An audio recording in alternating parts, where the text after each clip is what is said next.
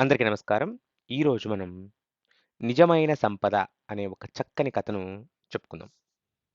అయితే పూర్వం ఒక గ్రామంలో ఒక ధనవంతుడైన వర్తకుడు ఉండేవాడు. అతనికి ఎంతో ఆస్తిపాస్తులు ఉన్నా తన ఏకైక కుమారుడు చాలా సోమరిగా, విలాసాలకు అలవాటు పడి తిరగడం చూసి అతను ఎప్పుడూ చింతిస్తూ ఉండేవాడు. తన తర్వాత ఈ ఆస్తిని జాగ్రత్తగా చూసుకునే బాధ్యత ఎవరికివ్వాలో అతనికి అర్థం కాలేదు.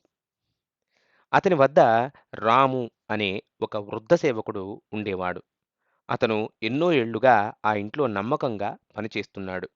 ఒకరోజు వర్తకుడు తన కుమారుడిని, అలాగే రాముని కూడా పిలిచి ఇలా అన్నాడు. మీకు ఇద్దరికీ నేను సమానంగా కొంత డబ్బు ఇస్తున్నాను.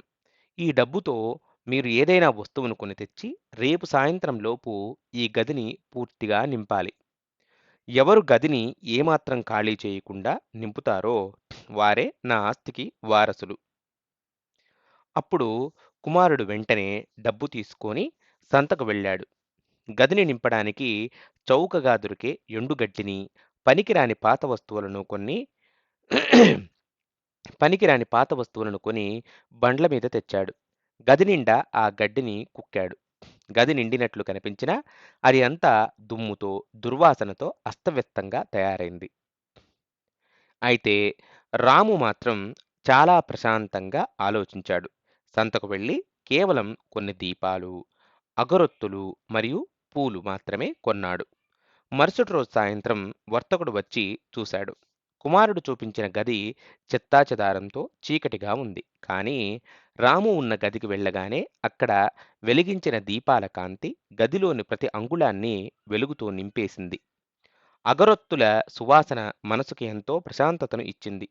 వర్తకుడు చిరునవ్వుతో తన కుమారుడికి ఇలా వివరించాడు. చూశావా నాయనా, ఆస్తిని కాపాడుకోవడానికి కేవలం వస్తువులు ఉంటే సరిపోదు. తెలివితేటలు మరియు సంస్కారం కూడా ఉండాలి.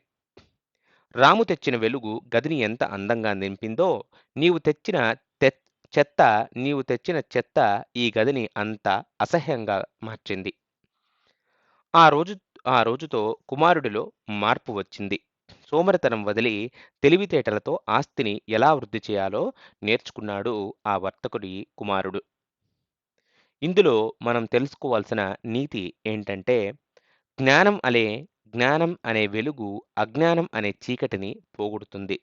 తెలివితేటలే మనిషికి నిజమైన సంపద. ఇంతటితో మనము ఈ కథను ముగిద్దాం. మీకు మన నవర్షి స్టోరీ కార్నర్ కథలు నచ్చినట్లయితే మన నవర్షి స్టోరీ కార్నర్ని సబ్స్క్రైబ్ చేసుకొని 10 మందికి షేర్ చేయగలరు.